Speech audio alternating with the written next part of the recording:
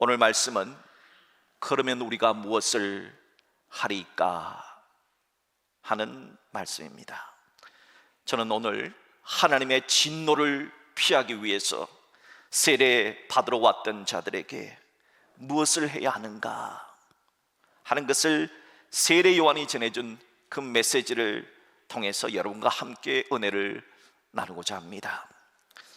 오늘 본문에는 세례를 받으러 왔던 자들이 있었습니다. 누가 세례 받으세요, 세례 꼭 받으셔야 합니다 라고 하는 말을 하지 않음에도 스스로 자발적으로 세례를 받으러 나왔다 하는 것은 정말 좋은 일임에 틀림이 없습니다. 그런데 세례 요한께서는 세례 받으러 온 사람들에게, 세례 받겠다고 온 사람들에게 이 독사의 자식들아, 누구한테 독사한테 자식이라 그럽니까? 새끼라 그러죠. 성경은 점잖게 표현을 해놨습니다. 뱀의 자식들아, 뱀의 아들, 뱀의 딸, 말은 그렇지만 뱀 새끼라 그러잖아요. 이 독사 새끼들아 하며 독설을 퍼부으셨습니다. 아니 왜, 어째서 세례 받으러 온 사람들에게 세례 요한께서 이렇게 모욕적인 독설을 퍼부으신 걸까요? 세례 요한이 활동하던 시대는 한마디로 힘이 지배하던, 돈과 힘이 지배하던 팍스 로마나의 시대였습니다. 힘에 의한 평화를 주장했던 로마 제국의 식민지였기 때문에 유대 사람도 아닌 자가 돈으로 유대 왕이 되었습니다. 우리가 잘 아는 헤롯 대왕은 유대 민족이 아닙니다. 아니 유대 민족이 아닌 다른 나라 사람이 유대의 왕이 된 겁니다. 헤롯 대왕은 오늘날 우리가 아는 요르단, 즉 에돔 출신입니다. 그런 자가 로마 제국의 황제에게 엄청난 정치 후원금을 떼어서 유대 왕이 된 겁니다. 당시에는 돈과 힘이 모든 것을 지배했던 시대입니다. 그러다 보니 로마 제국으로부터 세금을 거둘 수 있는 권리를 인정받았던 세리들은 로마 제국의 세금을 바친다 하는 명목하에 백성들에게 몇 배의 세금을 부과하여 자신의 뼈를 채웠습니다. 윤리의식도 도덕도 양심도 파괴된 시대였습니다. 이럴 때 광야에서 엘리야처럼 나타나 외치는 선지자가 있었습니다. 그는 광야의 선지자로 불려졌던 세례 요한입니다. 세례 요한은 낙타 트롯을 입고 메뚜기와 석청을 먹었습니다. 자연인으로 살았습니다. 그리고 천국이 가까이 왔느니라, 하나님의 심판의 도끼가 이미 임했으니 회개하라 외치며 요단강에서 회개의 세례를 베풀었습니다. 당시 백성들은 그런 세례 요한을 존경했습니다. 어떤 이는 메시아로 착각할 정도로 그에게 나아가 세례를 받고자 했던 겁니다. 당시 광야에서 일어난 세례 요한의 회개 운동은 정말 영적인 쓰나미와 같이 엄청난 영향력을 미쳤습니다. 일반 백성들, 남녀노소는 물론 이거니와 착취를 일삼았던, 폭력을 일삼았던 세리들에게도, 군인들에게도 영향력을 미쳤습니다. 다른 것은 몰라도 제발 그 두려운 심판의 도끼만은 벗어나고자 요한이 베푸는 세례를 받으려 왔던 겁니다. 그런데 세례 요한은 그렇게 무섭고 그렇게 두려운 심판만 피하고자 세례 받으러 나오는 자들을 향해 무서운 비난을 퍼부은 겁니다. 세례 받으러 온 자들에게 세례 요한이 퍼부은 비난은 7절, 8절, 9절 세 구절에 자세히 나옵니다. 먼저 본문 7절의 말씀을 보세요. 독사의 자식들아, 누가 너희에게 일러 장차올 진노를 피하라 하더냐. 세례 요한은 자신에게 세례로 받아온 자들에게 독사의 자식이라 비난을 했습니다. 그 이유는 세례를 받겠다는 자들이 이렇게 살면 안 되겠다는 생각은 하나도 없었기 때문입니다. 마치 세례를 부적처럼 생각한 겁니다. 세례 받으면 지옥 가지 않는다, 그렇게만 생각을 했습니다. 세례란 이전에 죄된 삶을 정리하겠다는 표시 아닙니까? 세례는 옛날처럼 살지 않겠다, 이제는 제2의 인생을 한번 살아보겠다 하는 결단의 예식 아닙니까? 이런 마음과 이런 믿음으로 세례를 받아야 하는데, 세례만 받으면 마음이 편안해질 거야, 세례 받고 죄를 짓자, 세례 받고 마음 편하게 죄 짓자, 이게 말이나 됩니까? 세례 요한은 이런 불량스러운 마음을 지적했던 겁니다. 또한 세례 요한이 퍼부은 두 번째 비난은 본문 8절의 말씀에 나옵니다. 속으로 아브라함이 우리 조상이라고 말하지 말라. 내가 너희에게 이르노니 하나님은 능히 이 돌들로도 아브라함의 자손이 되게 하시리라. 유대인들은 자신들이 아브라함의 핏줄이라는 사실에 엄청난 자긍심과 자부심을 가졌습니다. 난 아브라함의 핏줄이야 하는 엄청난 자부심과 자긍심은 좋습니다. 나쁜 것이 아닙니다. 문제는 진짜 아브라함의 자손이라면, 예수님이 말씀하신 것처럼 너희가 아브라함의 자손이면 아브라함이 행한 일들을 할 것인데, 아브라함처럼 믿음의 행동을 살지 않았다는 것이 문제입니다. 예수님은 진짜 아브라함의 자손은 핏줄이 아브라함의 자손이 아니라 믿음으로 사는 자가 아브라함의 자손이라 하신 겁니다. 핏줄보다 믿음이 더 중요한 것입니다. 그럼에도 핏줄만 난 아브라함의 자손이라고, 자동으로 구원받을 거라고 하는 잘못된 선민 사상에 빠져 있었던 겁니다. 그 결과 목에 기부스를 한 것처럼 거만을 떨었던 겁니다. 바로 이러한 거만에 대하여 세례 요한은 하나님은 마음만 먹으면 이 돌멩이로도 아브라함의 핏줄이 되게 할 수 있다, 하나님은 그런 전능하신 힘이 있다, 핏줄이 중요한 게 아니야, 핏줄이 구원의 조건이 아니란다, 믿음이 구원의 조건임을 말해주셨습니다. 엄마 아빠가 예수를 잘 믿기 때문에 자녀는 자동적으로 구원받는 것이 아니라는 뜻입니다. 부인이 새벽기도 열심히 나가고 부인이 나름대로 교회 열심히 봉사하니까 부인 덕분에 남편은 저절로 구원받는 것이 아니라는 뜻입니다. 하나님은 아브라함처럼 하나님을 믿지 않으면 그 누구라도 결코 구원받지 못한다 하는 사실을 말씀하셨습니다. 구원은 오직 자신의 믿음으로 구원받는 것이지 남의 믿음으로, 혈통으로 구원받는 것은 아니기 때문입니다. 또한 세례 요한이 퍼부은 세 번째 비난은 본문 9절에 나타납니다. 이미 도끼가 나무 뿌리에 놓였으니 좋은 열매 맺지 아니하는 나무마다 찍혀 불에 던져지리라. 하나님의 심판을 상징하는 것으로 도끼가 등장을 합니다. 이 심판의 도끼가 이미 임했다는 것입니다. 그러니 너희들이 좋은 열매를 맺지 않는다면, 열매가 없다면 하나님의 심판의 도끼를 피할 수 없다 하는 경고의 말씀을 하신 겁니다. 세례 요한의 무서운 경고를 들었던 그 당시에 세례 받으러 왔던 수많은 사람들의 마음속에 두려움이 일어나기 시작했습니다. 그리고 이곳저곳에서 이렇게 탄식하며 외치기 시작했습니다. 그러면 우리가 무엇을 하리이까? 세리들도 선생이여 우리는 무엇을 하리이까? 군인들도 우리는 무엇을 하리이까? 물었던 겁니다. 그때 세례 요한께서는 무엇을 해야 하는가 하는 것을 두 가지로 말씀해 주셨습니다. 과연 그 두 가지가 무엇일까요? 첫째로 우리들이 해야 할 일은 나눠주기, 나눔의 열매를 맺기입니다. 자, 본문 11절 말씀 우리 같이 합독할까요? 옷 두 벌 있는 자는 옷 없는 자에게 나눠줄 것이요 먹을 것이 있는 자도 그렇게 할 것이니라. 그 당시 백성들의 삶은 로마 제국의 식민 통치하에서 진짜 먹을 것이 없어서 오늘 뭘 먹을까? 입을 것이 진짜 없어서, 여러분 입을 것이 많이 있어서 그 가운데 오늘 뭐 입지? 오늘 뭐 먹지가 아니라 아예 입을 것 먹을 것 없어서 오늘 뭘 먹지? 오늘 뭘 입지? 염려했습니다. 여러분 서러움 중에서 가장 큰 서러움, 배고픈 서러움입니다. 혹시 먹을 것이 없어서 굶어본 적이 있습니까? 저는 중학교 때 먹을 것이 없어서 굶어본 적이 많이 있습니다. 그래서 학교에 다닐 때 그냥 수도꼭지 틀어놓고 물을 마시기도 했습니다. 그러다 보니까 제 눈에서 그냥 눈물이 쭉 흘러나오는 거예요. 이게 사는 건가?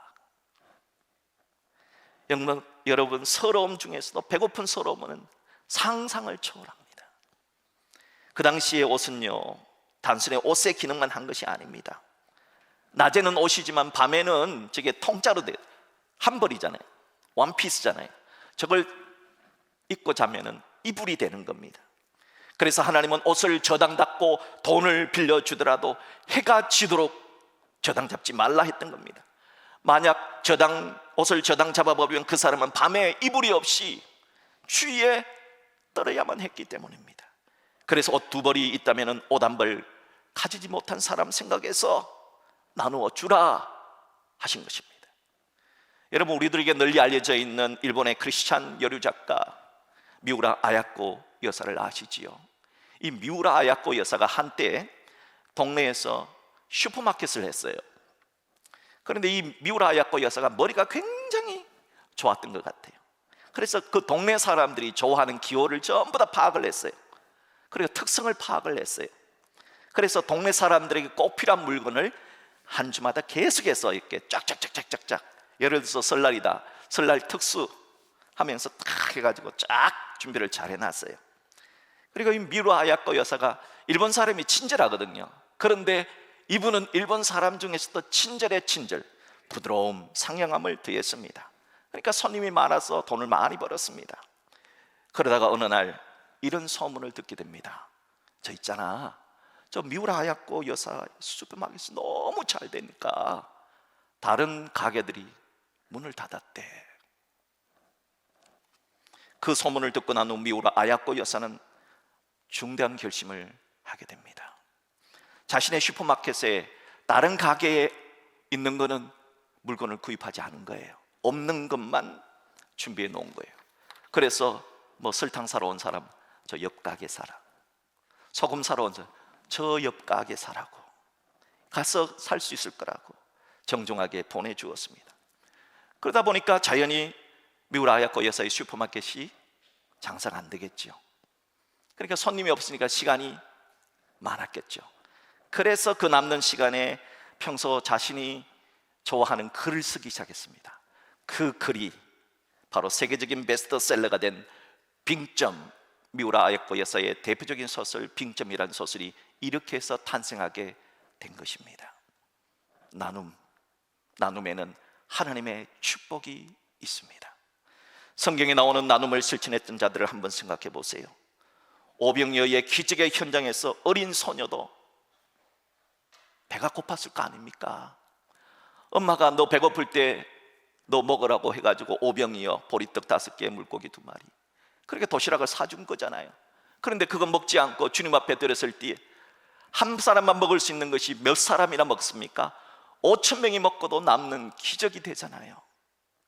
주가 쓰시겠다 말할 때 어린 나귀 새끼를 내어드린 나귀 새끼의 주인을 생각해 보세요. 만왕의 왕 되신 예수님이 예루살렘 성에 입성하실 때 그 나귀 새끼 타고 입성하는 놀라운 일이 일어나지 않았습니까? 300데나리온, 300일을 일해야 되는 1년 연봉에 해당되는 엄청난 값비싼 향수를 예수님 발에 부어드린 여인을 한번 생각해 보세요. 그 여인의 아름다운 행위를 예수님은 주님 오시는 그날까지 이 복음이 전해지는 모든 곳에 전파하라 하는 아름다운 축복이 일어나지 않았습니까?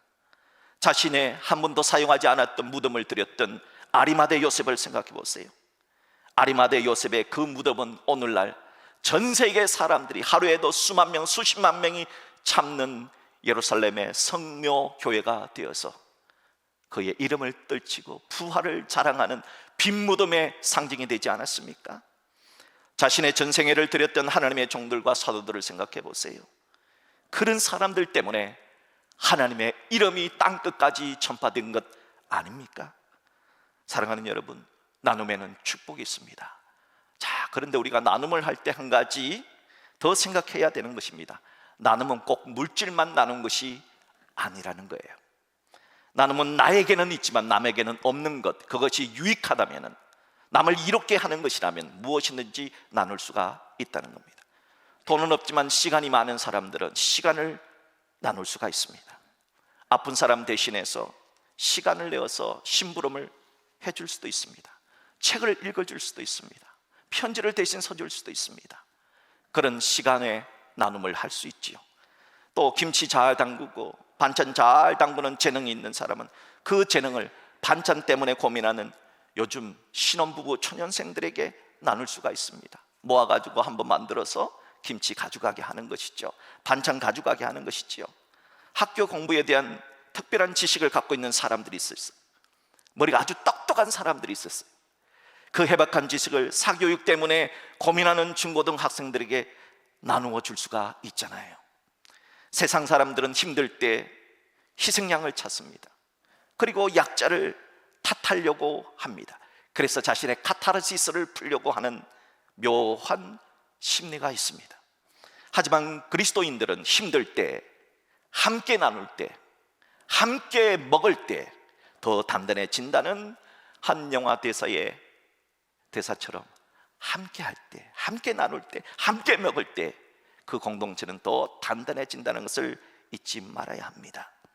바라기는 진짜 내가 가지고 있는 것이 무엇인가를 곰곰이 생각해보고, 여러분, 나눔의 열매를 맺는 우리 모두가 되었으면 좋겠습니다.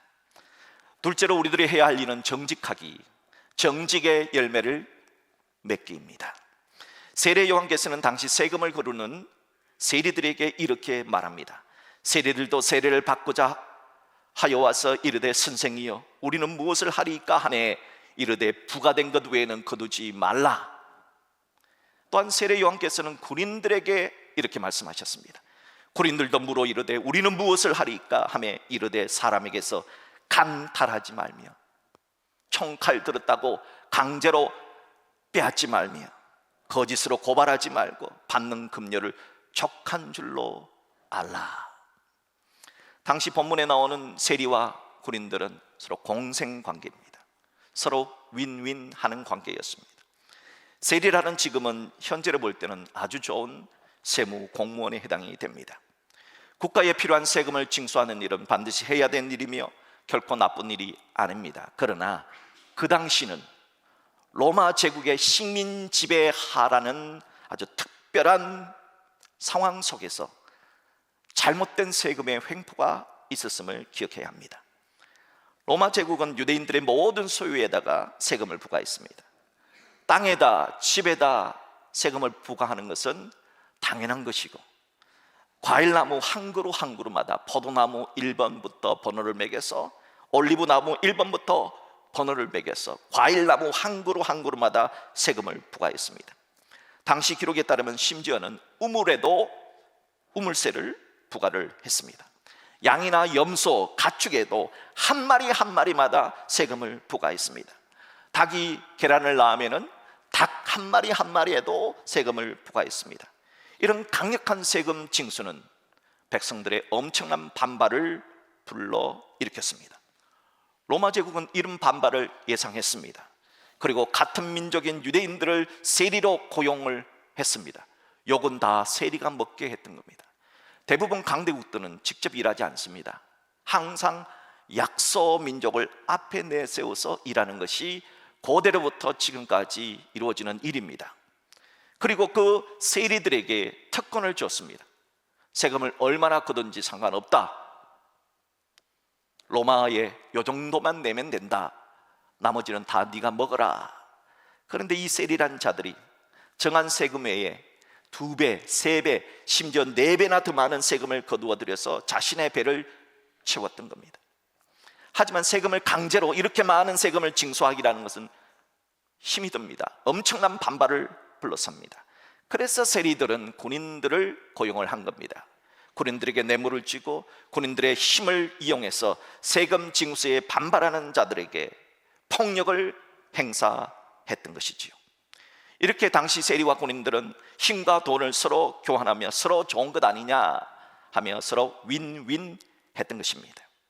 이런 사람들을 당시 사람들은 매국노라고 비난을 퍼부었습니다. 여러분, 하지만 그들도 하나님의 형상을 지닌 사람이잖아요. 그들도 세리와 군인들도 양심이라고 하는 것이 있잖아요. 같은 민족의 그런 못된 짓을 했던 세리와 군인들은 양심산 마음이 불편했을 것입니다. 이번에 들었던 얘기인데 그 미얀마에 갔더니 미얀마의 그 군인들이 군부 통치를 했던 사람들 가운데 많은 군인들이 이탈을 했대요. 왜냐하면은 너무 같은 백성들을 그렇게 죽이는 것을 보고 혐오를 느꼈대요. 어떤 사람은 소령인데요, 어떤 사람은 대인데요, 그냥 탈출을 한 겁니다. 그래서 방군에 가담을 했다는 거예요. 그래서 미얀마의 반군이 지금 정부가 싸워서 저 북쪽의 샨주 같은 경우는 오히려 반란군이 승리를 했다 하는 이야기가 들려옵니다. 양심이 불편하기 때문입니다. 그런데 갑자기 혜성처럼 나타난 세례 요한께서 하나님의 선지자가 나타나서 지옥의 심판의 도끼가 임했다 했으니 얼마나 두려웠겠습니까? 그래서 그들은 지금 두려움에 휩싸여 우린 뭘 해야 합니까? 우리는 어떻게 해야지 이 두려운 심판에서 벗어날 수 있습니까? 물었던 겁니다. 그때 세례 요한은 세리라는 직업을 버려라, 군인이라는 직업을 버려라 하지 않았습니다.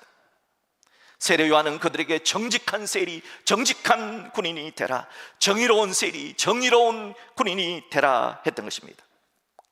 왜 세례 요한은 당시 세리와 군인들에게 그 직업을, 그 악한 직업을 버려라 라고 말하지 않았을까요?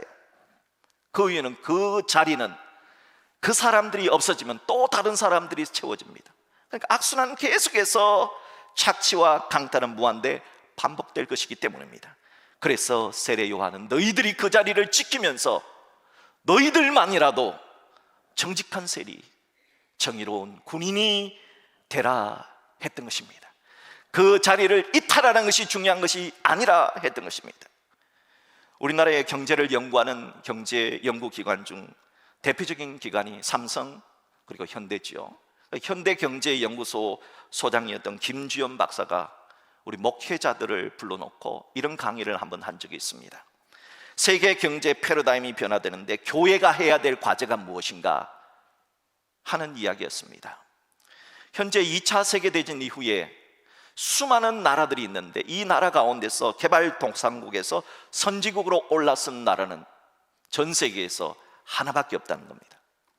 그 나라가 바로 대한민국입니다. 선진국은 분명 경제적으로 부유한 나라를 의미하지만 돈만 많다고 선진국이 되는 것이 아니라는 겁니다. 선진국에는 반드시과 책임과 역할이 있는데 그것을 선진국형 가치라고 한답니다. 그렇다면 선진국형 가치가 뭐냐? 세 가지가 있다는 겁니다. 그것은 정직, 신뢰, 투명성이라는 것입니다. 우리보다 먼저 선진국 대열에 들어간 일본 역시 15년 전부터 신뢰라는 주제가 문화적 대세를 이루었습니다. 일본에서는 대를 이어서 장인 정신이 있기 때문에 식당 같은 경우는 몇 대를 거쳐서 300년, 400년 과자 하나 만드는 것도 과자도 몇백 년 걸쳐서 해요. 아무리 좋은 대학을 나와도 그 사업을 그대로 이어받아요. 그런데 그런 오래된 식당이나 여관이나 이런 걸 하면서도 이 사람들이 만약에 부정직한 일을 하잖아요. 음식에다가 먹지 못할 건 넣고 막 그렇게 하잖아요. 그러면요, 그 가문, 몇 대째 내려왔던 가문은 문을 닫아버린답니다. 왜? 신뢰를 어겼기 때문입니다. 옛날 같으면 활복 자살을 했다는 겁니다. 조상들의 볼 면목이 없다고 그 정도로 그들은 신뢰를, 정직을 강조합니다. 한때 우리나라의 하버드 대학의 교수였던 교수가 쓴 책 Justice, 정의란 무엇인가 라고 하는 책이 전 세계를 휩쓸었습니다. 이게 왜 이렇게 휩쓰느냐? 정의라고 하는 것이 바로 선진국형 가치이기 때문입니다. 그러므로 교회는 선진국에 걸맞는 정직, 신뢰, 투명성이라는 이 선진국 가치를 계도해야 할 책임이 목사님들에게 있습니다. 목사님들 도와주십시오 라고 했던 강의를 지금도 기억합니다. 언젠가 국민일보에 이런 기사가 났습니다.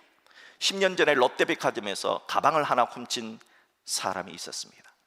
10년의 세월이 지났고, 그리고 도둑질할 때는 예수를 안 믿었는데 10년 후에 지금은 교회를 다니게 되었답니다.